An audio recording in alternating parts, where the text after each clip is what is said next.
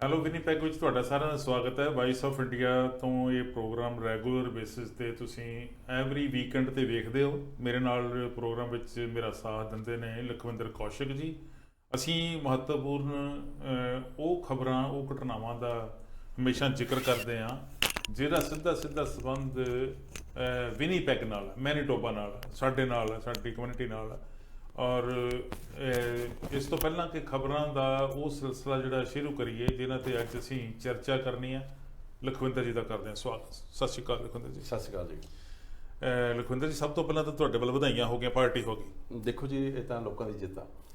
ਲਖਵਿੰਦਰ ਜੀ ਵੱਲ ਪਾਰਟੀ ਇਸ ਗੱਲ ਦੀ ਹੈ ਜੀ ਕਿ ਕੁਝ ਸਮਾਂ ਪਹਿਲਾਂ, ਯਾਨੀ ਮੇਰਾ ਖਿਆਲ 2 ਮਹੀਨੇ ਦੀ ਗੱਲ ਹੈ, ਜਦੋਂ ਅਸੀਂ ਲੋਕ ਉੱਥੇ ਕਵਰੇਜ ਕਰ ਰਹੇ ਸੀਗੇ ਜੀ ਮੈਕ ਫਿਲਿਪਸ ਤੇ ਟੈਂਪਲਟਨ ਕਾਰਨਰ, 1.5 ਮਹੀਨੇ ਪਹਿਲਾਂ ਜੀ, 1.5 ਮਹੀਨਾ ਪਹਿਲਾਂ ਦੀ ਗੱਲ ਹੈ ਜੀ। ਤੇ ਉਦੋਂ ਸੈਂਕੜਿਆਂ ਦੀ ਗਿਣਤੀ ਵਿੱਚ ਪੰਜਾਬੀ, ਖਾਸ ਕਰਕੇ ਐਂਬਰ ਟ੍ਰੇਲ, ਐਂਬਰ ਗੇਟ, ਉਸ ਏਰੀਏ ਦੇ ਲੋਕ ਜਿਹੜੇ ਸੀ ਉੱਥੇ ਪਹੁੰਚੇ ਸੀਗੇ, ਜਿਹੜੇ ਮੰਗ ਕਰਦੇ ਸੀਗੇ। ਬਹੁਤ ਸਾਰੀਆਂ ਮੰਗਾਂ ਸੀ ਜਿਨ੍ਹਾਂ ਦੇ ਵਿੱਚ ਸਕੂਲ ਦੀ ਗੱਲ ਸੀ ਵੀ ਇਸ ਏਰੀਏ 'ਚ ਸਕੂਲ ਨਹੀਂ ਹੈਗਾ, ਜੇ ਹੈਗਾ ਤੇ ਉਹ ਫ੍ਰੈਂਚ ਸਪੀਕਿੰਗ ਹੈਗਾ। ਬੱਸ ਸਰਵਿਸ ਦੀ ਗੱਲ ਕਰ ਰਹੇ ਸੀਗੇ, ਪਾਰਕਿੰਗ ਦੀ ਗੱਲ ਕਰ ਰਹੇ ਸੀਗੇ, ਬਜ਼ੁਰਗਾਂ ਦੇ ਬੈਠਣ ਦੀ ਗੱਲ ਕਰ ਰਹੇ ਸੀ, ਕਮਿਊਨਿਟੀ ਸੈਂਟਰ ਦੀ ਗੱਲ, ਜਾਂ ਫਿਰ ਲਾਇਬ੍ਰੇਰੀ ਦੀ ਗੱਲ। ਇਹੋ ਜਿਹੀਆਂ ਮੰਗਾਂ ਜਿਹੜੀਆਂ ਬੜੀਆਂ ਜੈਨੂਅਨ ਸੀਗੀਆਂ ਜੀ। ਔਰ ਇਸ ਤੋਂ ਇਲਾਵਾ ਇੱਕ ਜਿਹੜੀ ਮੰਗ ਸੀ ਉਹ ਇਹ ਸੀ ਕਿ ਉੱਥੇ ਟੈਂਪਲਟਨ ਤੋਂ ਜਦੋਂ ਤੁਸੀਂ ਟਰਨ ਕਰਦੇ ਹੋ ਮੈਕ ਫਿਲਿਪਸ ਨੂੰ, ਜਾਂ ਮੈਕ ਫਿਲਿਪਸ ਤੋਂ ਟਰਨ ਕਰਦੇ ਹੋ ਟੈਂਪਲਟਨ ਨੂੰ, ਉਦੋਂ ਬੜੀ ਮੁਸ਼ਕਲ ਆਉਂਦੀ ਸੀ। ਜੀ ਬਿਲਕੁਲ। ਵਧਾਈ ਇਸ ਗੱਲ ਦੀ ਮੈਂ ਇਹਨਾਂ ਨੂੰ ਦਿੱਤੀ ਹੈ ਕਿ ਉਹ ਮੰਗ ਜਿਹੜੀ ਸੀ ਸਵੀਕਾਰ ਕਰ ਲਈ ਗਈ ਸਿਟੀ ਵੱਲੋਂ ਜੀ। ਬਿਲਕੁਲ। ਉਸ ਏਰੀਏ ਦੇ ਬਹੁਤ ਸਾਰੇ ਲੋਕਾਂ ਨੂੰ ਈਮੇਲ ਕਾਈ ਹੈ ਜੀ, ਜਿਹਦੇ 'ਚ ਕਿਹਾ ਗਿਆ ਕਿ ਇਹ ਮੰਗ ਦੇ ਉੱਤੇ ਕੰਮ ਹੋਣਾ ਸ਼ੁਰੂ ਹੋ ਗਿਆ ਔਰ ਆਉਣ ਵਾਲੇ ਕੁਝ ਦਿਨਾਂ ਦੇ ਵਿੱਚ ਉਹ ਜਿਹੜੀ ਟ੍ਰੈਫਿਕ ਲਾਈਟਸ ਜਿਹੜੀ ਲਾਉਣ ਦੀ ਮੰਗ ਸੀਗੀ ਤਾਂ ਕਿ ਲੋਕਾਂ ਨੂੰ ਲੰਘਣਾ, ਟਰਨ ਕਰਨਾ, ਜਿਵੇਂ ਮੈਂ ਪਹਿਲਾਂ ਕਿਹਾ, ਉਹ ਸੌਖਾ ਹੋ ਜਾਵੇ ਜੀ। ਫਿਰ ਵਧਾਈਆਂ ਤੁਹਾਨੂੰ ਸਵੀਕਾਰ ਜੀ। ਦੇਖੋ, ਮੈਂ ਤੁਹਾਨੂੰ ਜਿਵੇਂ ਪਹਿਲਾਂ ਕੁਝ ਚੁੱਕਿਆ ਜੀ, ਇਹ ਸਾਰੇ ਜਿਹੜੇ ਨਿਵਾਸੀ ਨੇ ਵਿਨੀਪੈਗ ਨਾਰਥ ਵੈਸਟ ਵਾਲੇ ਏਰੀਏ ਦੇ ਵਿੱਚ, ਜਿਵੇਂ ਜਿਹਦੇ ਵਿੱਚ ਐਂਬਰ ਗੇਟਸ, ਐਂਬਰ ਟ੍ਰੇਲ, ਕੈਸਲਬਰੀ ਹੈ ਤੇ ਉਧਰੋਂ ਆਪਣੇ ਅਰੋਰਾ ਹੋਮਸ। ਦੇਖੋ, ਇਹ ਲੋਕਾਂ ਦੀ ਇੱਕ ਉੱਥੇ ਸੀ ਜ਼ਰੂਰਤ ਸੀ। ਦੇਖੋ, ਪਤਾ ਨਹੀਂ, ਮਤਲਬ ਸਿਟੀ, ਆਪਾਂ ਤਾਂ ਇਹਦੇ ਸੰਬੰਧ ਵਿੱਚ ਕਾਫੀ ਵਾਰੀ ਪਹਿਲਾਂ ਵੀ ਸਿਟੀ ਨੂੰ ਲਿਖਿਆ ਗਿਆ ਹੈਗਾ, ਜਿਹੜੇ ਸੰਬੰਧਿਤ ਕਾਉਂਸਲਰ ਨੇ ਉਹਨਾਂ ਨੂੰ ਵੀ ਲਿਖਿਆ ਗਿਆ ਸੀ। ਪਤਾ ਨਹੀਂ ਮਤਲਬ ਕਿਉਂ ਨਹੀਂ ਦੇਖਦੇ ਹੈਗੇ, ਜਾਂ ਉਹਨਾਂ ਨੂੰ ਇਹ ਚੀਜ਼ਾਂ ਦਿਖਦੀਆਂ ਨਹੀਂ ਹੈਗੀਆਂ। ਜਦੋਂ ਜਿਹੜੇ ਲੀਡਰ ਨੇ, ਕੁਰਸੀਆਂ ਮਿਲ ਜਾਂਦੀਆਂ ਨੇ, ਉਹਨਾਂ ਨੂੰ ਨਹੀਂ ਦਿਖਦੀਆਂ ਹੈਗੀਆਂ। ਦੇਖਣੇ ਚਾਹੀਦੇ ਨੇ ਵੀ ਲੋਕਾਂ ਨੂੰ ਪ੍ਰੋਬਲਮਸ ਕੀ ਨੇ, ਕਿਸ ਚੀਜ਼ ਦੀ ਸਹੂਲਤ ਦੇਣੀ ਬਣਦੀ ਆ। ਇਕੱਲੇ ਸਿਟੀ ਵਾਲੇ ਨਹੀਂ, ਆਪਾਂ ਉਹਦੀ ਗੱਲ ਨਹੀਂ ਕਰਦੇ, ਪ੍ਰੋਵਿੰਸ ਦੀ ਵੀ ਹੈਗੀ ਆ ਜੀ, ਜਿਹੜੇ ਆਪਣੇ ਫੈਡਰਲ ਵਾਲੇ ਹੈਗੇ ਨੇ, ਉਹਨਾਂ ਦੀ ਵੀ ਇਹ ਜ਼ਿੰਮੇਵਾਰੀ ਬਣਦੀ ਆ ਵੀ ਕੀ ਜਿਹੜਾ ਮੇਰਾ ਏਰੀਆ ਪੈਂਦਾ, ਵੀ ਉਸ ਏਰੀਆ ਦੇ ਵਿੱਚ ਲੋਕਾਂ ਨੂੰ ਕਿਸ ਚੀਜ਼ ਦੀ ਜ਼ਰੂਰਤ ਆ, ਬੇਸਿਕ ਲੋੜਾਂ ਕੀ ਹੈ, ਬੇਸਿਕ ਲੋੜਾਂ ਕੀ ਨੇ। ਇਹ ਸਾਰੀਆਂ ਜੋ ਮਤਲਬ ਰੈਲੀ ਹੋਈਆਂ ਨਾ, ਜਾਂ ਪਹਿਲਾਂ ਹੋਈ ਸੀ ਜਾਂ ਹੁਣ ਹੋਈ ਸੀ, ਇਹ ਸਾਰੀਆਂ ਬੇਸਿਕ ਲੋੜਾਂ ਸੀ।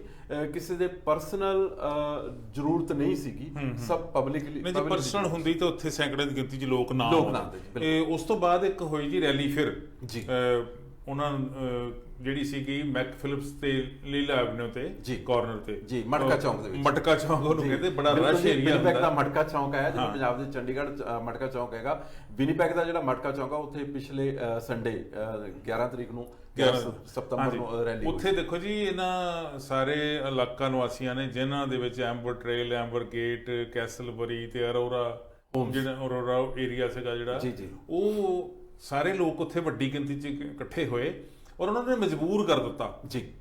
ਜਿਵੇਂ ਇਹਨਾਂ ਨੇ ਇੱਕ ਪੋਸਟ ਪਾਈ ਸੀ ਜੀ ਵੀ ਕੰਮ ਕਰਨਾ ਹੋਵੇ ਤੇ ਉਹਦੇ ਤਰੀਕੇ ਹੈਗੇ ਆ, ਉਹਦੇ ਲਈ ਮਿਹਨਤ ਕਰਨੀ ਪੈਂਦੀ ਆ, ਉਂਝ ਗੱਲਾਂ ਕਰਨ ਨੂੰ ਤਾਂ ਬਥੇਰੀਆਂ ਹੁੰਦੀਆਂ ਜੀ। ਮਜਬੂਰ ਕਰਤਾ ਉਸ ਏਰੀਏ, ਨਾਰਥ ਵੈਸਟ ਏਰੀਆ, ਵਿਨੀਪੈਗ ਦੇ ਏਰੀਏ ਦੇ ਲੋਕਾਂ ਨੇ ਕਿ ਉੱਥੇ ਮੇਅਰ ਦੀ ਇਲੈਕਸ਼ਨ ਲੜਨ ਵਾਲੇ 3 ਕੈਂਡੀਡੇਟ ਜੀ ਬਿਲਕੁਲ ਪਰਸਨਲੀ ਉੱਥੇ ਪਹੁੰਚੇ ਜੀ, ਤੇ ਉਹਨਾਂ ਨੇ ਕਮਿਟਮੈਂਟਸ ਕੀਤੀਆਂ ਕਿ ਸਾਨੂੰ ਤੁਹਾਡੀਆਂ ਪ੍ਰੋਬਲਮ ਜਿਹੜੀਆਂ ਉਹ ਜੈਨੂਅਨ ਲੱਗਦੀਆਂ, ਜੇ ਸਾਨੂੰ ਵੋਟ ਪਾਓਗੇ, ਜੇ ਅਸੀਂ ਜਿੱਤ ਗਏ, ਅਸੀਂ ਸਿਟੀ ਆਫ ਵਿਨੀਪੈਗ ਦੇ ਆਫਿਸ ਤੱਕ ਪਹੁੰਚ ਗਏ ਜੀ ਬੀਇੰਗ ਮੇਅਰ, ਤੇ ਅਸੀਂ ਇਹਨਾਂ ਮੰਗਾਂ ਤੇ ਪ੍ਰਾਇੋਰਟੀ ਨਾਲ ਕੰਮ ਕਰਾਂਗੇ ਜੀ। ਬਿਲਕੁਲ। ਉੱਥੇ ਹੀ ਜਿਹੜੇ ਬਹੁਤ ਆਏ ਸੀਗੇ, ਜਿਹੜੇ ਜਿਨ੍ਹਾਂ ਦੇ ਸਕੂਲ ਡਿਵੀਜ਼ਨ ਨਾਲ ਸੰਬੰਧ ਹੁੰਦਾ, ਸਕੂਲਾਂ ਦੀਆਂ ਮੰਗਾਂ ਨਾਲ ਸੰਬੰਧਿਤ, ਉਹ ਵੀ ਕੈਂਡੀਡੇਟ ਉੱਥੇ ਪਹੁੰਚੇ ਸੀਗੇ ਜੀ, ਟਰਸਟੀ, ਟਰਸਟੀ, ਸਕੂਲ ਟਰਸਟੀ ਜੀ। ਤੇ ਉਹਨਾਂ ਨੂੰ ਵੀ ਇਹ ਮਜਬੂਰੀ ਬਸ ਕਮਿਟਮੈਂਟ ਓਪਨਲੀ ਕਰਨੀ ਪਈ ਜੀ। ਬਿਲਕੁਲ ਠੀਕ ਹੈ ਜੀ। ਇਹ ਤਾਂ ਹੀ ਸੰਭਵ ਹੋਇਆ ਕਿਉਂਕਿ ਲੋਕਾਂ 'ਚ ਏਕਾ ਸੀਗਾ, ਲੋਕਾਂ ਦੀਆਂ ਮੰਗਾਂ ਜਾਇਜ਼ ਸੀਗੀਆਂ ਔਰ ਉਹਨਾਂ ਦੀ ਪ੍ਰੈਜੈਂਟੇਸ਼ਨ ਮੰਗਾਂ ਨੂੰ ਪੇਸ਼ ਕਰਨਾ, ਉਹਨਾਂ ਨੂੰ ਮੰਗਾਂ ਨੂੰ ਪੁੱਟ ਕਰਨਾ, ਉਹ ਵੀ ਇੱਕ ਆਰਟ ਹੁੰਦਾ। ਤੁਸੀਂ ਲੜਾ ਵੈਸੇ ਹੀ ਕਰੀ ਚੱਲੋ, ਕੋਈ ਫਾਇਦਾ ਨਹੀਂ। ਜੀ ਪ੍ਰੋਪਰ ਤਰੀਕੇ ਦੇ ਨਾਲ ਤੁਸੀਂ ਉਹਨਾਂ ਤੱਕ ਪਹੁੰਚ ਕੀਤੀ ਔਰ ਉਹ ਮਜਬੂਰ ਹੋ ਕੇ ਇਹਨਾਂ ਮੰਗਾਂ ਵੱਲ ਧਿਆਨ ਦੇਣ ਦੇ ਲਈ ਆਪਣੀ ਕਮਿਟਮੈਂਟ ਕਰਕੇ ਗਏ। ਜੀ ਬਿਲਕੁਲ। ਆਉਣ ਵਾਲੀਆਂ ਜਿਹੜੀਆਂ ਇਲੈਕਸ਼ਨ ਸੀ, ਜਿਵੇਂ ਤੁਸੀਂ ਕਿਹਾ ਵੀ ਜਿਹੜੇ ਉੱਥੇ 3 ਮੇਅਰ ਦੇ ਕੈਂਡੀਡੇਟ ਦਾਅਵੇਦਾਰ ਸੀਗੇ ਉਹ ਪਹੁੰਚੇ ਨੇ, ਜਿਨ੍ਹਾਂ ਦੇ ਵਿੱਚ ਆਪਣੇ ਗਲੈਨ ਮੋਰੇ ਸੀਗੇ, ਉਸ ਤੋਂ ਬਾਅਦ ਰੋਬਰਟ ਸੀ ਤੇ ਇੱਕ ਡੌਨ ਵੁੱਡ ਸਟਾਕ। ਇਹ ਤਿੰਨੇ ਕੈਂਡੀਡੇਟ ਜਿਹੜੇ ਆਏ ਸੀਗੇ, ਹੋ ਸਕਦਾ ਹੋਰ ਵੀ ਹੋਣ ਮੇਅਰ ਦੀ ਰੇਸ ਦੇ ਵਿੱਚ, ਪਰ ਇਹ ਤਿੰਨੇ ਉੱਥੇ ਜ਼ਰੂਰ ਪਹੁੰਚੇ ਨੇ। ਪਰ ਇੱਕ ਉੱਥੇ ਮਤਲਬ ਪੰਜਾਬੀ ਮੀਡੀਆ, ਜਿੰਨਾ ਵੀ ਪੰਜਾਬੀ ਮੀਡੀਆ ਸੀ, ਸਾਰੇ ਚੈਨਲ ਸੀ, ਉਹਨਾਂ ਨੇ ਵੀ ਇਸ ਨੂੰ ਕਵਰੇਜ ਕੀਤੀ ਆ। ਲੋਕਾਂ ਦਾ ਪੂਰਾ ਉੱਥੇ ਰੋਸ ਲੋਕਾਂ ਵੱਲੋਂ ਦਿਖਾਇਆ ਗਿਆ ਵੀ ਸਾਡੀਆਂ ਬਿਲਕੁਲ ਜਾਇਜ਼ ਮੰਗਾਂ ਨੇ, ਅਸੀਂ ਕੋਈ ਨਜਾਇਜ਼ ਮੰਗ ਨਹੀਂ ਮੰਗ ਰਹੇ ਵੀ ਜਿਹੜੀਆਂ ਸਿਟੀ ਇਹਨੂੰ ਪੂਰੀਆਂ ਨਹੀਂ ਕਰ ਸਕਦੀ। ਉਹ ਸਾਰੀ ਜਿਹੜੀ ਜੀ ਉਸ ਦਿਨ ਵਾਲੀ ਰੈਲੀ ਸੀ, ਪਹਿਲੀ ਰੈਲੀ ਵੀ ਜਿਹੜੀ 1.5 ਮਹੀਨਾ ਪਹਿਲਾਂ ਹੋਈ ਸੀ ਤੇ ਜਿਹੜੀ ਪਿਛਲੇ ਐਤਵਾਰ ਹੋਈ, ਉਹ ਰੈਲੀ ਦੀ ਕਵਰੇਜ ਜਿਹੜੀ ਆ ਉਹ ਵਾਇਸ ਆਫ ਇੰਡੀਆ ਵੱਲੋਂ ਕੀਤੀ ਗਈ। ਉਹ ਪ੍ਰੋਗਰਾਮ ਜਿਹੜਾ ਉਹ ਰਿਪੀਟ ਹੋ ਰਿਹਾ ਟੈਲੀਵਿਜ਼ਨ ਦੇ ਉੱਤੇ, ਵਾਇਸ ਆਫ ਇੰਡੀਆ ਟੀਵੀ ਤੇ ਰਿਪੀਟ ਹੋ ਰਿਹਾ, ਤੁਸੀਂ ਉਹ ਵੇਖ ਸਕਦੇ ਹੋ। ਉਂਝ ਜੋ ਫੇਸਬੁੱਕ ਤੇ ਵੀ ਹੈ ਔਰ YouTube ਤੇ ਵੀ ਹੈ। ਜੀ ਬਿਲਕੁਲ। ਇਸ ਤੋਂ ਅਗਲੀ ਗੱਲ ਅਸੀਂ ਕਰਦੇ ਹਾਂ ਜੀ। ਇਸ ਤੋਂ ਅਗਲੀ ਗੱਲ ਹੈ ਜੀ, ਅਸੀਂ ਦੇਖੋ ਕੋਸ਼ਿਸ਼ ਕਰਦੇ ਰਹਿੰਦੇ ਹਾਂ ਕਿ ਲੋਕਾਂ ਦੀਆਂ ਉਹ ਮੰਗਾਂ ਉਭਾਰ ਕੇ ਸਾਹਮਣੇ ਰੱਖੀਏ, ਉਭਾਰ ਕੇ ਲਿਆਈਏ, ਪ੍ਰਸ਼ਾਸਨ ਦੇ ਧਿਆਨ 'ਚ ਲਿਆਈਏ, ਜਿਨ੍ਹਾਂ ਮੰਗਾਂ ਨੂੰ ਮੀਡੀਆ ਇਗਨੋਰ ਕਰ ਦਿੰਦਾ, ਅਕਸਰ ਇਗਨੋਰ ਕਰ ਦਿੰਦਾ। ਜੀ ਬਿਲਕੁਲ। ਇੱਕ ਚਰਚਾ ਤਾਂ ਬੜੀ ਦੇਰ ਤੋਂ ਹੈਗੀ ਆ,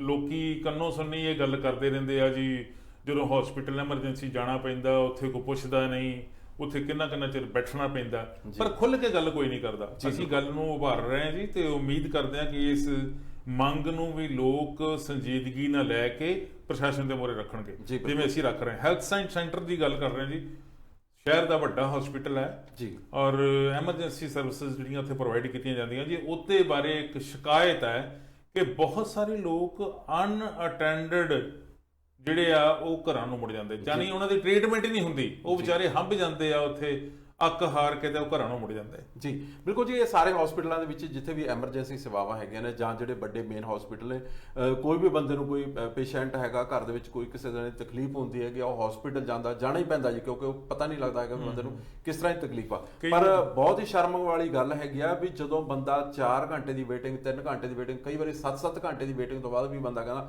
ਛੱਡ ਯਾਰ, ਮੈਂ ਤਾਂ ਹੋਰ ਦੁਖੀ ਹੋ ਰਿਹਾ, ਘਰੇ ਹੀ ਜਾ ਕੇ ਦੇਖਦੇ, ਘਰ ਜਾ ਕੇ ਦਵਾਈ ਜਿਹੜੀ ਘਰ ਪਈ ਹੈ ਉਹ ਪੁੱਟ ਕਰਨਾ। ਜੀ ਬਿਲਕੁਲ। 4 ਘੰਟੇ 6 ਘੰਟੇ ਦੀ ਗੱਲ ਕੀਤੀ ਜੀ, ਮੇਰੇ ਕੋਲ ਇੱਕ ਫਿਗਰ ਹੈ, 10 ਘੰਟੇ ਤੋਂ ਵੱਧ ਦੀ ਵੇਟਿੰਗ ਕਰਨੀ ਪਈ ਲੋਕਾਂ ਨੂੰ ਜੀ। ਮਈ ਮਹੀਨੇ 'ਚ, ਐਸੇ ਸਾਲ ਮਈ ਮਹੀਨੇ 'ਚ 1302 ਪੇਸ਼ੈਂਟ ਜੀ ਹੈਲਥ ਸਾਇੰਸ ਸੈਂਟਰ ਦੇ ਆਫੀਸ਼ੀਅਲੀ ਰਿਕਾਰਡ ਦੇ ਮੁਤਾਬਕ 1302 ਪੇਸ਼ੈਂਟ ਜੀ ਅਨਅਟੈਂਡਡ ਘਰਾਂ ਨੂੰ ਮੁੜ ਗਏ। ਬਿਲਕੁਲ ਜੀ। ਹੁਣ ਦੇਖੋ ਉਹ ਹੈਲਥ ਸਾਇੰਸ ਸੈਂਟਰ ਦੇ ਵਿੱਚ ਪਹੁੰਚੇ ਜੀ ਤੇ ਕਿੰਨੀ ਕੁ ਬੰਦਾ ਵੇਟ ਕਰੂਗਾ? 1 ਘੰਟਾ, 2 ਘੰਟੇ, 3 ਘੰਟੇ, ਕਾਰਾਂ ਵੀ ਪਾਰਕਿੰਗ 11 ਘੰਟੇ ਤੇ 11 ਘੰਟੇ ਦੀ ਪਾਰਕਿੰਗ ਦੇਖ ਲਓ ਜੀ।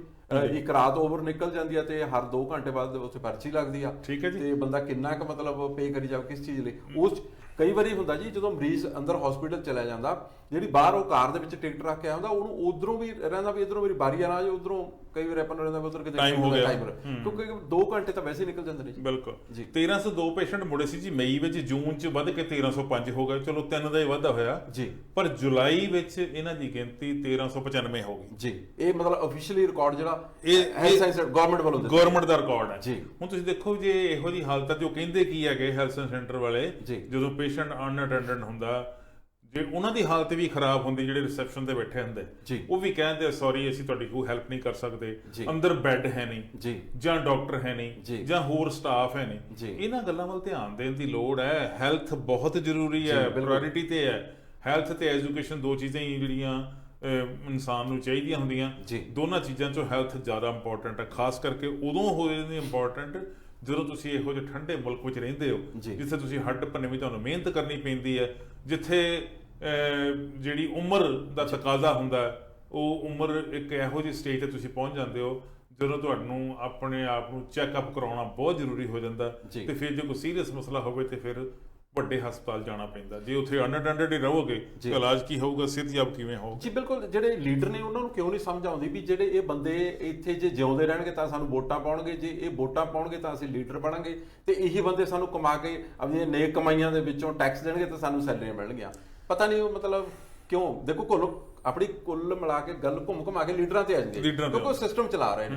ਜਾਂ ਆਪਣਾ ਕਿਸੇ ਨਾਲ ਕੋਈ ਬੈਰ ਵਿਰੋਧ ਨਹੀਂ ਹੈਗਾ, ਪਰ ਜਦੋਂ ਬੰਦਾ ਸਿਸਟਮ 'ਚ ਬੈਠਾ ਉਹਦੇ ਤੇ ਸਵਾਲ ਕਰਨੇ ਲਾਜ਼ਮੀ ਨੇ। ਬਿਲਕੁਲ ਜ਼ਰੂਰੀ ਸਵਾਲ ਕਰਾਂਗੇ ਤੇ ਗੱਲ ਬਣਨੀ ਹੈ ਜੀ। ਤੁਸੀਂ ਇਹ ਨਾਰਾ ਦਿੱਤਾ ਹੋਇਆ ਜੀ ਵੀ ਜੇ ਸਵਾਲ ਹੀ ਨਹੀਂ ਕਰਦੇ ਤੁਸੀਂ ਕੁਝ ਨਹੀਂ ਬਣਨਾ ਤੇ ਗੱਲਾਂ ਕਰਨ ਦਾ ਕੀ ਫਾਇਦਾ ਜੀ। ਲਓ ਜੀ, ਇੱਕ ਹੋਰ ਇੰਪੋਰਟੈਂਟ ਜਿਹੜੀ ਗੱਲ ਹੈ ਜਿਹਦੇ ਤੇ ਧਿਆਨ ਮੀਡੀਆ ਦਾ ਆਇਆ ਹੈਗਾ, ਔਰ ਅਸੀਂ ਇਹ ਪ੍ਰਮੁੱਖਤਾ ਦੇ ਨਾਲ ਇਹਨਾਂ ਖਬਰਾਂ ਦੇ ਉੱਤੇ ਟਿੱਪਣੀ ਕਰਦੇ ਹਾਂ, ਔਰ ਸਰਕਾਰਾਂ ਨੂੰ ਜਿਹੜੀਆਂ ਜ਼ਿੰਮੇਵਾਰ ਅਧਿਕਾਰੀ ਹੈਗੇ ਆ ਉਹਨਾਂ ਤੋਂ ਇੱਕ ਕਿਸਮ ਦਾ ਸਵਾਲ ਪੁੱਛਦੇ ਆ। ਸਾਨੂੰ ਤੁਹਾਡੇ ਸਾਥ ਦੀ ਵੀ ਲੋੜ ਹੁੰਦੀ ਆ, ਅਸਲ 'ਚ ਗੱਲਾਂ ਤੁਸੀਂ ਦੱਸੀਆਂ ਹੁੰਦੀਆਂ, ਸਾਨੂੰ ਕੋਈ ਆਪਣੇ ਆਪ ਦਿਮਾਗ ਦੀ ਨਹੀਂ ਉਪਜ ਹੈਗੀ।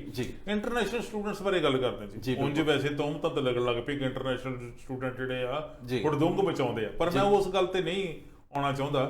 ਇੱਕ ਵੱਖਰਾ ਵਿਸ਼ਾ ਜੀ, ਇੰਟਰਨੈਸ਼ਨਲ ਸਟੂਡੈਂਟ ਕਹਿੰਦੇ ਜੀ ਸਾਡੀ ਟਿਊਸ਼ਨ ਫੀਸ ਬਹੁਤ ਵੱਧ ਗਈ ਹੈ ਜੀ। ਬਿਲਕੁਲ ਸਾਡੀ ਹੈਲਥ ਕੇਅਰ ਜਿਹੜੀ ਹੈਗੀ ਆ ਉਹ ਕਵਰੇਜ ਹੀ ਹੈ ਨਹੀਂ ਜੀ। ਸਾਡੇ ਜਿਹੜੀਆਂ ਕਾਸਟ ਲਿਵਿੰਗ ਕਾਸਟ ਉਹ 'ਚ ਬੜਾ ਵਾਧਾ ਹੋ ਗਿਆ ਜੀ। ਸਟੂਡੈਂਟ ਜਿਹੜੇ ਆ ਉਹ ਉਹਨਾਂ ਨੂੰ ਸਟੂਡੈਂਟ ਲੋਨ ਤਾਂ ਨਹੀਂ ਮਿਲਦਾ, ਕਿਉਂਕਿ ਉਹ ਉਹਨਾਂ ਦੇ ਬਾਰੇ ਇਹ ਹੁੰਦੀ ਹੈ ਗਾਈਡਲਾਈਨਸ ਇਮੀਗ੍ਰੇਸ਼ਨ ਵੱਲੋਂ ਕਿ ਤੁਸੀਂ ਬੈਕ ਹੋਮ ਤੋਂ ਪੈਸੇ ਲੈ ਕੇ ਆਉਣੇ ਆ, GIC ਜਿਹੜੀ ਹੈਗੀ ਉਹ ਲੈ ਕੇ ਆਉਣੀ ਹੁੰਦੀ ਆ, ਜਾਂ ਤੁਸੀਂ ਆਪਣੇ ਪੇਰੈਂਟਸ ਕੋਲੋਂ ਪੈਸੇ ਮੰਗਵਾਓ ਜਾਂ ਫਿਰ ਇੱਥੇ ਕਮਾਓ ਤੇ ਖਾਓ ਜੀ। ਹੁਣ ਹਾਲਾਤ ਕੀ ਆ ਜੀ ਵੀ ਸਟੂਡੈਂਟਸ ਦਾ ਗੁਜ਼ਾਰਾ ਨਹੀਂ ਹੋ ਰਿਹਾ। ਦੇਖੋ ਤੁਸੀਂ ਕਮਾਓ ਤੇ ਖਾਓ ਦੀ ਗੱਲ ਕਰ ਰਹੇ ਜੀ, ਸਟੂਡੈਂਟ ਨੂੰ ਅਲਾਓ 20 ਘੰਟੇ ਜੋ ਕੀ ਕਮਾਊਗਾ, ਇਹ ਵੀ ਗੱਲ ਹੈਗੀ ਆ।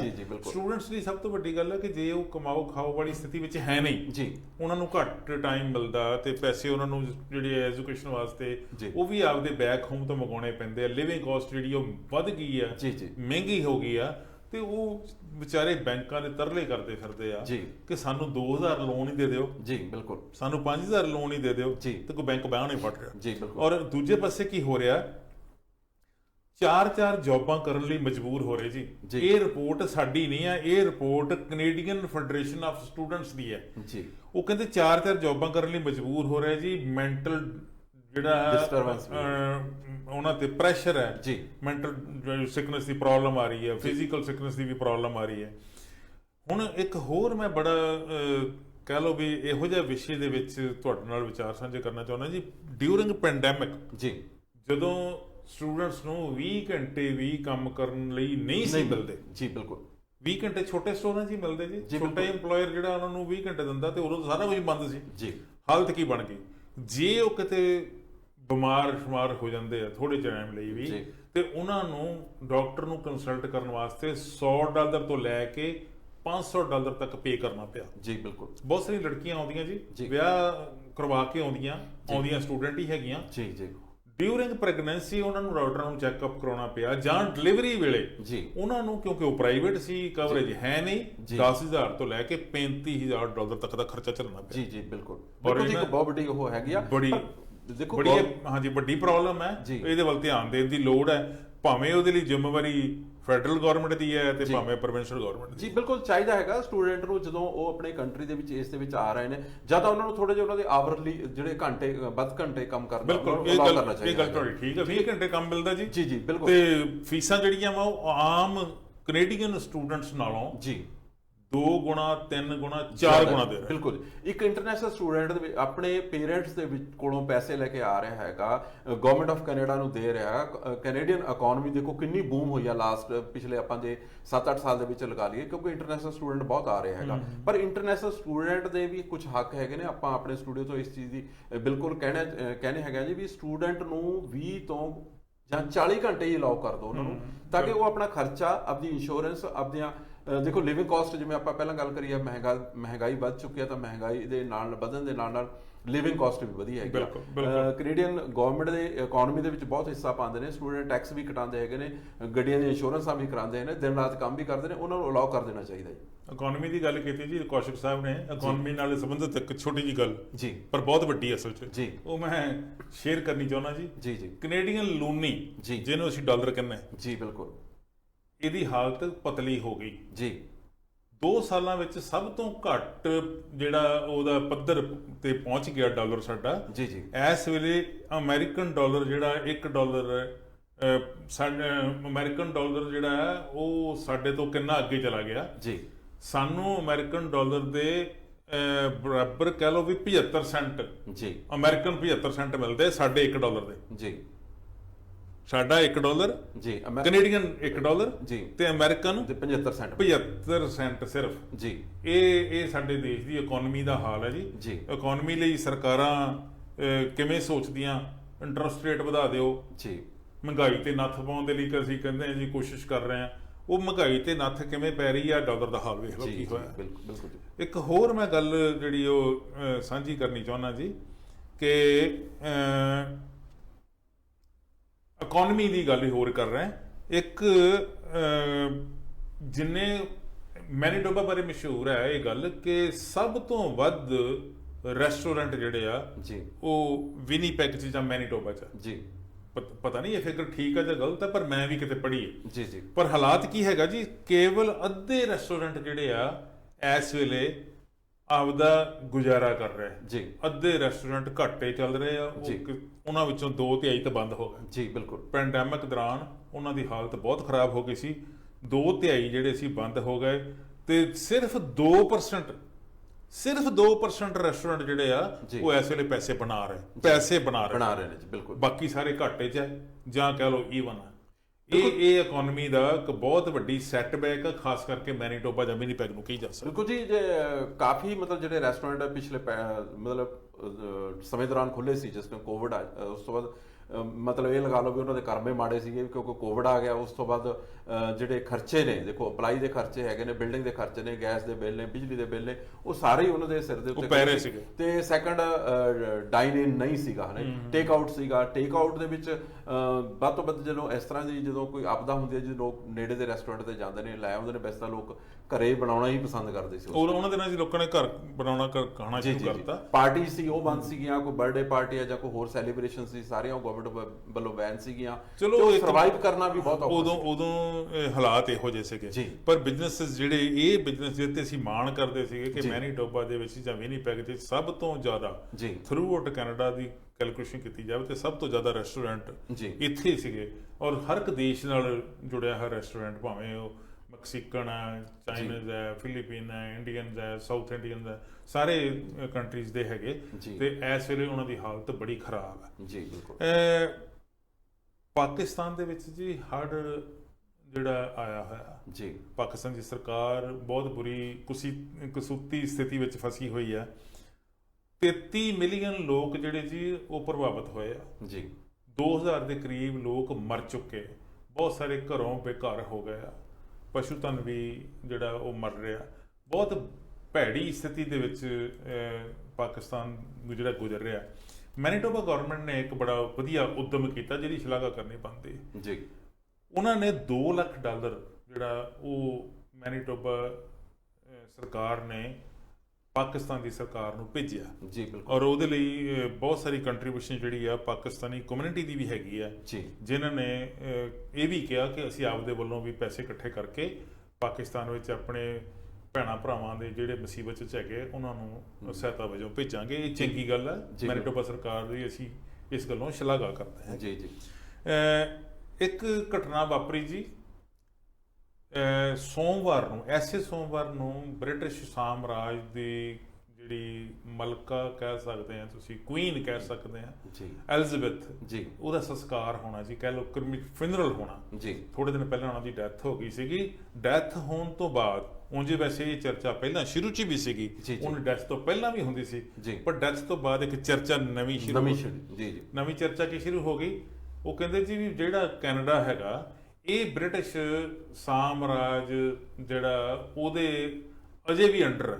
ਜਦੋਂ ਕੈਨੇਡੀਅਨ ਸਿਟੀਜ਼ਨਸ਼ਿਪ ਮਿਲਦੀ ਹੈ ਤੇ ਤੁਹਾਨੂੰ ਬ੍ਰਿਟਿਸ਼ ਦੀ ਜਿਹੜੀ ਹੈ ਉਹਦੀ ਸਹੁੰ ਚੁੱਕਣੀ ਪੈਂਦੀ ਜੀ, ਸਰਕਾਰੀ ਨੌਕਰੀ ਲੈਣੀ ਪੈਂਦੀ ਹੈ ਤਾਂ ਵੀ ਤੁਹਾਨੂੰ ਬ੍ਰਿਟਿਸ਼ ਦੇ ਜਿਹੜੀ ਕੁਈਨ ਹੈਗੀ ਆ, ਹੁਣ ਚਲੋ ਕੁਈਨ ਤੋਂ ਬਾਅਦ ਉਹਦੇ ਕਿੰਗ ਆ ਗਏ, ਉਹਨਾਂ ਦੀ ਸਹੁੰ ਚੁੱਕਣੀ ਪੈਂਦੀ, ਉਹਨਾਂ ਦੀ ਵਫਾਦਾਰੀ ਦੀ ਸਹੁੰ ਚੁੱਕਣੀ ਪੈਂਦੀ ਹੈ। ਉਹ ਕਹਿੰਦੇ ਜੀ ਬੰਦ ਹੋਣਾ ਚਾਹੀਦਾ ਜੀ। ਬਿਲਕੁਲ, 60% ਕੈਨੇਡੀਅਨ ਜਿਹੜੇ ਹੈਗੇ ਜੀ ਉਹ ਕਹਿੰਦੇ ਕਿ ਬ੍ਰਿਟਿਸ਼ ਸਾਮਰਾਜ ਨਾਲ ਸੰਬੰਧ ਜਿਹੜੇ ਆ ਉਹਦੇ ਲਈ ਰੈਫਰੈਂਡਮ ਕਰਾਇਆ ਜਾਵੇ, ਸੰਬੰਧ ਰੱਖਣੇ ਆ ਕਿ ਨਹੀਂ ਰੱਖਣੇ। 60% ਤਾਂ ਪਹਿਲਾਂ ਹੀ ਕਹਿ ਰਹੇ, ਰੈਫਰੈਂਡਮ ਕੀ ਕਹੇਗਾ ਫਿਰ ਜੀ। ਰੈਫਰੈਂਡਮ ਕਹੇਗਾ ਸੰਬੰਧ ਨਾ ਰੱਖੋ। ਬਿਲਕੁਲ ਜੀ, ਇਸ ਤੇ ਇਹ ਜਿਹੜੀ ਗਿਣਤੀ ਆ ਪਿਛਲੇ ਕਈ ਸਾਲਾਂ ਤੋਂ ਮਤਲਬ ਚੱਲਦਾ ਰਿਹਾ ਰੈਫਰੈਂਡਮ ਦਾ ਜਿਹੜਾ ਹੈਗਾ ਉਹ ਮਤਲਬ ਹੁਣ ਹੋਰ ਵੱਧ ਗਿਆ ਹੈਗਾ, ਵੱਧ ਗਿਆ ਜੀ। 2021 ਵਿੱਚ ਇਹਨਾਂ ਦੀ ਗਿਣਤੀ ਸਿਰਫ 53% ਸੀ ਜੀ।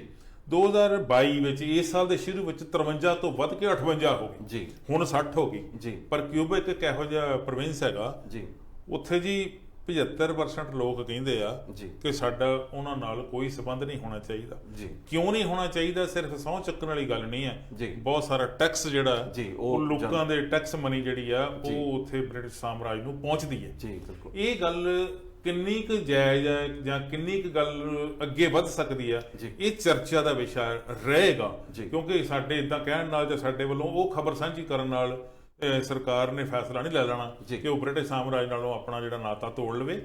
ਇਹਦੇ ਤੇ ਚਰਚਾ ਹੋਣੀ ਚਾਹੀਦੀ ਹੈ। ਜੀ, ਬਿਲਕੁਲ। ਬਹੁਤ ਸਾਰੇ ਲੋਕ ਦੇਖੋ, ਇੰਡੀਆ ਨੂੰ 1947 ਦੇ ਵਿੱਚ ਅੰਗਰੇਜ਼ ਜਿਹੜੇ ਸੀ, ਬ੍ਰਿਟਿਸ਼ ਸਾਮਰਾਜ ਜਿਹੜਾ ਸੀ ਉਹ ਛੱਡ ਗਿਆ, ਚਲਾ ਗਿਆ ਉੱਥੋਂ, ਔਰ ਉਸ ਤੋਂ ਬਾਅਦ ਉਹ ਇੰਡੀਪੈਂਡੈਂਟ ਹੋ ਗਿਆ। ਭਾਵੇਂ ਉਹਨਾਂ ਨੂੰ ਰਾਸ਼ਟਰਮੰਡਲ ਦੇਸ਼ ਵਿੱਚ ਰੱਖਿਆ ਗਿਆ, ਉਹਨਾਂ ਦੀ ਸੂਚੀ 'ਚ ਰੱਖਿਆ ਗਿਆ। ਰਾਸ਼ਟਰਮੰਡਲ ਦੇਸ਼ ਕਿਹੜੇ ਆ? ਜਿਨ੍ਹਾਂ ਦੇ ਉੱਤੇ ਕਿਸੇ ਜ਼ਮਾਨੇ ਵਿੱਚ ਕਿਸੇ ਨਾ ਕਿਸੇ ਤਰੀਕੇ ਦੇ ਨਾਲ ਬ੍ਰਿਟਿਸ਼ ਸਾਮਰਾਜ ਦਾ ਕਬਜ਼ਾ ਸੀ, ਬਿਲਕੁਲ। ਔਰ ਇੰਡੀਆ ਤੇ ਵੀ ਰਿਹਾ, ਇਸ ਕਰਕੇ ਉਹ ਰਾਸ਼ਟਰਮੰਡਲ ਦੇਸ਼ਾਂ ਦੀ ਸੂਚੀ 'ਚ ਹੈਗਾ, ਪਰ ਪਾਕਿਸਤਾਨ ਨਹੀਂ ਹੈਗਾ ਜੀ। ਇਹ ਕਿਉਂ ਨਹੀਂ ਹੈਗਾ? ਇਹ ਗੱਲਾਂ ਚਰਚਾ ਦਾ ਸਬਜੈਕਟ ਬਣੀਆਂ ਹੋਈਆਂ। ਕੈਨੇਡਾ ਕਿਉਂ ਰਾਸ਼ਟਰਮੰਡਲ ਦੇਸ਼ਾਂ ਦੇ ਵਿੱਚ ਆਉਂਦਾ, ਜਾਂ ਕੈਨੇਡਾ ਕਿਉਂ ਟੈਕਸ ਪੇਅਰਸ ਦੀ ਮਨੀ ਜਿਹੜੀ ਹੈਗੀ ਆ ਉਹ ਬ੍ਰਿਟਿਸ਼ ਸਾਮਰਾਜ ਦੀ ਝੋਲੀ 'ਚ ਪਾਉਂਦਾ? ਤੁਸੀਂ ਦੇਖਿਆ ਹੋਵੇਗਾ, ਜਿਨ੍ਹਾਂ ਨੇ ਲੈਜਿਸਲੇਚਰ ਬਿਲਡਿੰਗ ਜਾਣ ਦਾ ਜਿਹਨਾਂ ਨੂੰ ਮੌਕਾ ਮਿਲਿਆ, ਉੱਥੇ ਕੁਈਨ ਦਾ ਇੱਕ ਆਫਿਸ ਹੈ। ਇਸੇ ਤਰ੍ਹਾਂ ਹੀ ਹੁਣ ਕਿੰਗ ਦਾ ਆਫਿਸ ਹੋਏਗਾ। ਪਿਛਲੇ ਸਮੇਂ 'ਚ ਤੁਸੀਂ ਇਹ ਵੀ ਨੋਟ ਕੀਤੀ ਗੱਲ, ਉੱਥੇ ਕਿੰਗ ਕੁਈਨ ਦਾ ਬੁੱਤ ਲੱਗਾ ਹੁੰਦਾ ਸੀਗਾ ਲੈਜਿਸਲੇਚਰ ਬਿਲਡਿੰਗ ਦੇ ਬਾਹਰ, ਜਿਹੜਾ ਪਿਛਲੇ ਸਾਲ ਜਦੋਂ ਉਹ ਬੱਚਿਆਂ ਦੇ ਕੇਸ ਸਾਹਮਣੇ ਆਏ, ਗ੍ਰੇਵਸ ਸਾਹਮਣੇ ਆਇਆ, ਤੇ ਉਹ ਲੋਕਾਂ ਨੇ ਗੁੱਸੇ ਨਾਲ ਉਹਨਾਂ ਨੂੰ ਤੋੜਤਾ ਬੁੱਤ ਨੂੰ। ਉਹਨੂੰ ਕਿਹਾ ਗਿਆ ਕਿ ਤੁਹਾਡੇ ਪੁਰਖਿਆਂ ਨੇ ਤੁਹਾਡੇ ਰਾਜ ਵਿੱਚ ਸਾਡੇ ਬੱਚਿਆਂ ਦੇ ਨਾਲ ਵਧੀਕੀਆਂ ਕੀਤੀਆਂ। ਉਹ ਬੁੱਤ ਤੋੜ ਕੇ ਉਹਨਾਂ ਨੇ ਨਾਲ ਵਗਦੇ ਪਿਛਲੇ ਪਾਸੇ ਦਰਿਆ ਦੇ ਵਿੱਚ ਐਸਨਬਰਨੀ ਦੇ ਵਿੱਚ ਸੁੱਟ ਦਿੱਤਾ ਸੀ। ਔਰ ਉਂਝ ਵੈਸੇ ਜਿਹੜੀ ਹੈਗੀ ਆ ਮੈਨੀਟੋਬਾ ਗਵਰਨਮੈਂਟ ਉਹ ਕਹਿ ਰਹੀ ਹੈ ਕਿ ਅਸੀਂ ਬੁੱਤ ਨੂੰ ਦੁਬਾਰਾ ਸਥਾਪਿਤ ਨਹੀਂ ਕਰ ਰਹੇ, ਕਿਉਂਕਿ ਉੱਤੇ ਖਰਚਾ ਬਹੁਤ ਆਉਣਾ ਸੀ। ਸ਼ਾਇਦ ਲੋਕਾਂ ਦਾ ਵਿਰੋਧ ਵੀ ਜਿਹੜਾ ਸੀਗਾ ਉਹ ਉਹਨਾਂ ਨੂੰ ਮਜਬੂਰ ਕਰ ਰਿਹਾ ਸੀਗਾ ਕਿ ਬੁੱਤ ਨਾ ਹੀ ਲਾਇਆ ਜਾਵੇ, ਚੰਗੀ ਗੱਲ ਹੈ। ਸੋ ਹੁਣ ਇੱਕ ਜਿਹੜਾ ਇਹ ਸ਼ੁਰੂ ਹੋ ਗਈ ਗੱਲ, ਇਹ ਬਹਿਸ ਦਾ ਸਬਜੈਕਟ ਬਣ ਗਿਆ। ਇਹਦੇ ਤੇ ਵੀ ਲੋਕ ਵੱਧ ਤੋਂ ਵੱਧ ਚਰਚਾ ਕਰਨਗੇ, ਸਾਰੀਆਂ ਕਮਿਊਨਿਟੀਜ਼ ਦੇ ਕਰਨਗੇ, ਸਾਰੇ ਕੈਨੇਡੀਅਨਸ ਕਰਨਗੇ। ਸ਼ਾਇਦ ਲੋਕਾਂ ਦੇ ਟੈਕਸ ਪੇਅਰਸ ਦੀ ਮਨੀ ਜਿਹੜੀ ਆ ਉਹ ਹੋਰ ਪਾਸੇ ਡਿਵੈਲਪਮੈਂਟ ਦੇ ਪਾਸੇ ਲੱਗੇ। ਬਿਲਕੁਲ ਜੀ, ਆਪਣੇ ਕੰਟਰੀ ਦੇ ਵਿੱਚ ਡਿਵੈਲਪਮੈਂਟ ਉਸ ਪੈਸੇ ਨਾਲ ਕੀਤੀ ਜਾ ਸਕਦੀ ਆ। ਇਹ ਇੱਕ ਹੋਰ ਵੀ ਹੈਗਾ ਜੀ, ਜਿਸ ਤਰ੍ਹਾਂ ਮਤਲਬ ਕੈਨੇਡਾ ਹੈਗਾ, ਕਾਫੀ ਕੰਟਰੀ ਜਿਹੜੇ ਹੈਗੇ ਨੇ, ਹਾਂਜੀ, ਆਸਟ੍ਰੇਲੀਆ, ਨਿਊਜ਼ੀਲੈਂਡ, ਹੋਰ ਵੀ ਬਹੁਤ ਹੈਗੇ। ਜੀ। ਕੀ ਇਹ ਸਮੇਂ ਦੀਆਂ ਸਰਕਾਰਾਂ ਲੋਕਾਂ ਨੂੰ ਦੱਸਦੀਆਂ ਨੇ ਵੀ ਅਸੀਂ ਇੰਨਾ ਪੈਸਾ ਅਸੀਂ ਉੱਥੇ ਟੈਕਸ ਭੇਜ ਰਹੇ ਹਾਂ ਜੀ? ਕਿਉਂ ਨਹੀਂ ਇਹ ਮਤਲਬ ਲੋਕਾਂ ਨੂੰ ਉਜਾਗਰ ਕੀਤਾ ਜਾਂਦਾ? ਨਹੀਂ ਜੀ, ਲੋਕੀ ਵੀ ਨਹੀਂ ਪੁੱਛਦੇ। ਦੇਖੋ, ਉਸ ਗੱਲ ਹੀ ਆ ਨਾ ਵੀ ਜੇ ਸਵਾਲ ਪੁੱਛਣੇ ਵੀ ਹੁਣ ਇਸ ਗੱਲਾਂ 'ਚ ਗੱਲ ਨਿਕਲਿਆ ਵੀ ਪੁੱਛਣਾ ਚਾਹੀਦਾ ਵੀ ਸਾਨੂੰ ਘੱਟੋ ਘੱਟ ਦੱਸੋ ਤਾਂ ਸਹੀ ਵੀ ਕਿੰਨੇ ਸਾਲ ਤੋਂ ਅਸੀਂ ਕਿੰਨਾ ਟੈਕਸ ਮਨੀ ਜਿਹੜਾ ਲੋਕਾਂ ਦਾ ਪਬਲਿਕ ਟੈਕਸ ਮਨੀ ਆ, ਚਾਹੇ ਉਹ ਕਿਸੇ ਵੀ ਕੰਟਰੀ ਦੇ ਵਿੱਚ ਹੈਗੇ ਨੇ, ਆਪਦੀ ਗਵਰਨਮੈਂਟ ਨੂੰ ਜ਼ਰੂਰ ਪੁੱਛਣ, ਕਿਉਂਕਿ ਗਵਰਨਮੈਂਟ ਲੋਕਾਂ ਨਾਲ ਵਾਅਦੇ ਕਰਕੇ ਆਉਂਦੀ ਹੈ ਵੀ ਅਸੀਂ ਆਹ ਸਹੂਲਤਾਂ ਦੇਵਾਂਗੇ, ਇੱਥੇ ਸਹੂਲਤਾਂ ਘੱਟ ਮਿਲਦੀਆਂ ਨੇ, ਪੈਸਾ ਬਾਹਰ ਜਾਈ ਜਾ ਰਿਹਾ।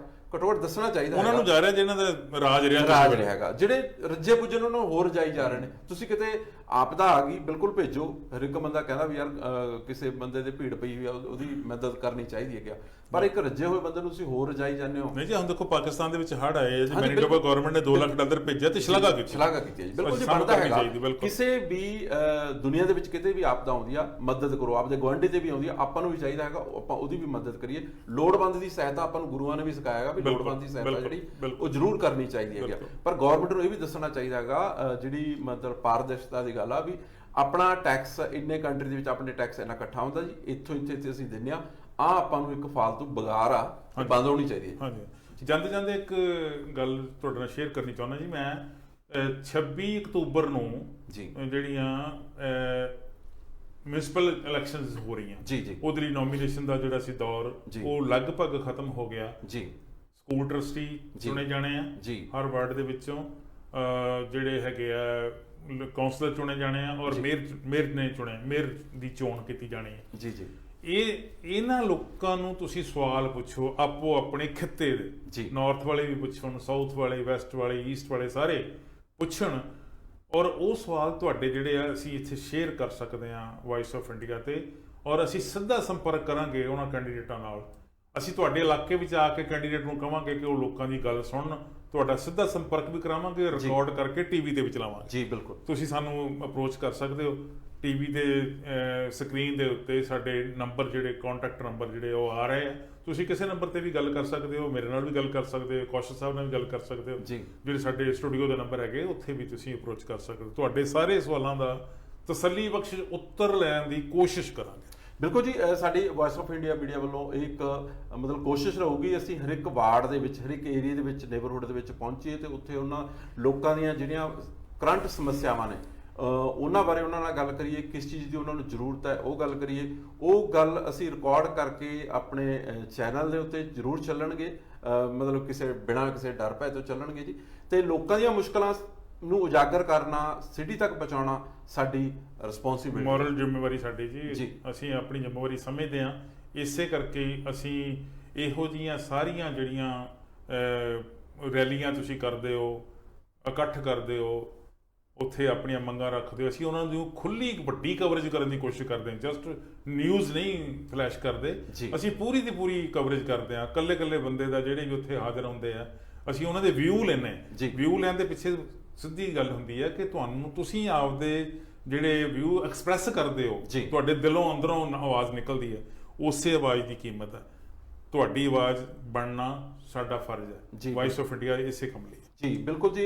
ਇੱਕ ਜਿੰਨੇ ਵੀ ਆਪਾਂ ਇੱਕ ਹੋਰ ਜਾਂਦੇ ਦੱਸਣਾ ਚਾਹਾਂਗੇ, ਜਿੰਨੇ ਵੀ ਆਪਣੇ ਜਿਹੜੇ ਮੇਲੇ ਹੋਏ ਨੇ ਜਾਂ ਕਬੱਡੀ ਦੇ ਜਿਹੜੇ ਮੈਚ ਹੋਏ ਨੇ, ਪ੍ਰਬੰਧਕ ਬਹੁਤ ਉਸ ਚੀਜ਼ ਲਈ ਮਤਲਬ ਸਰਾਹਨਾਯੋਗ ਉਹਨਾਂ ਦੇ ਕਦਮ ਸੀਗੀ, ਕਿਉਂਕਿ ਕਾਫੀ ਦੇਰ ਬਾਅਦ ਜਿਹੜੇ ਜਿਵੇਂ ਕਬੱਡੀ ਦੇ ਤਿੰਨ ਟੂਰਨਾਮੈਂਟ ਹੋਏ ਨੇ, ਤੀਆਂ ਦੇ ਮੇਲੇ ਹੋਏ ਨੇ, ਲੋਕਾਂ ਨੇ ਬਹੁਤ ਵਧੀਆ ਆਨੰਦ ਲਿਆ। ਗਰਮੀ ਦਾ ਮੌਸਮ ਸੀਗਾ, ਇਦਾਂ ਦੇ ਮੇਲੇ ਜਾਂ ਟੂਰਨਾਮੈਂਟ ਵਗੈਰਾ ਹੁੰਦੇ ਰਹਿਣੇ ਚਾਹੀਦੇ ਨੇ ਜੀ। ਉਹਦੇ ਸਬੰਧ ਦੇ ਵਿੱਚ ਅਸੀਂ vice of India media group ਵੱਲੋਂ ਜਿੰਨੇ ਵੀ ਪ੍ਰਬੰਧਕ, ਚਾਹੇ ਉਹਨਾਂ ਨੇ ਤੀਆਂ ਕਰਵਾਈਆਂ ਨੇ, ਚਾਹੇ ਉਹਨਾਂ ਨੇ ਕਬੱਡੀ ਦੇ ਮੈਚ ਕਰਵਾਏ ਨੇ, ਵਧਾਈ ਦੇ ਪਾਤਰ ਨੇ। ਬਿਲਕੁਲ ਜੀ। ਇਸੇ ਤਰ੍ਹਾਂ ਜਿਹੜਾ ਨਗਰ ਕੀਰਤਨ ਹੋਇਆ ਜੀ, ਬਿਲਕੁਲ ਜੀ, ਨਗਰ ਕੀਰਤਨ ਦੀ ਅਸੀਂ ਬੜੀ ਵੱਡੀ ਕਵਰੇਜ ਕੀਤੀ ਹੈ। ਲਖਵਿੰਦਰ ਉਹਨਾਂ ਨੇ ਬੜੀ ਮਿਹਨਤ ਕੀਤੀ, ਉੱਥੇ ਸਾਰਿਆਂ ਲੋਕਾਂ ਦੇ ਨਾਲ ਅਸੀਂ ਸੰਪਰਕ ਕਰਨ ਦੀ ਕੋਸ਼ਿਸ਼ ਕੀਤੀ। ਹਰ ਇੱਕ ਬੰਦੇ ਨੇ ਨਗਰ ਕੀਰਤਨ ਦੇ ਉਹ 2 ਸਾਲਾਂ ਬਾਅਦ ਹੋਇਆ ਸੀਗਾ, ਉਹਦੀ ਸਿਫਤ ਕੀਤੀ, ਵਡਿਆਈ ਕੀਤੀ। ਅਸੀਂ ਵੀ ਕਰਦੇ ਹਾਂ। ਜਦੋਂ ਵੀ ਕਦੀ ਕੋਈ ਵੀ ਕਿਸੇ ਵੀ ਏਰੀਏ, ਸ਼ਹਿਰ ਦੇ ਕਿਸੇ ਵੀ ਏਰੀਏ ਦੇ ਵਿੱਚ ਕੋਈ ਫੰਕਸ਼ਨ ਹੁੰਦਾ, ਕੋਈ ਟੂਰਨਾਮੈਂਟ ਹੁੰਦੀ ਹੈ, ਕੋਈ ਇਦਾਂ ਦੀ ਐਜੀਟੇਸ਼ਨ ਹੁੰਦੀ ਹੈ, ਲੋਕਾਂ ਦੀਆਂ ਸਮੱਸਿਆਵਾਂ ਦੇ ਸੰਬੰਧ ਵਿੱਚ ਲੋਕਾਂ ਦਾ ਇਕੱਠ ਹੁੰਦਾ, ਵਾਇਸ ਆਫ ਇੰਡੀਆ ਉੱਥੇ ਹਾਜ਼ਰ ਰਹੇਗਾ। Thank you very much. ਸਤਿ ਸ਼੍ਰੀ ਅਕਾਲ।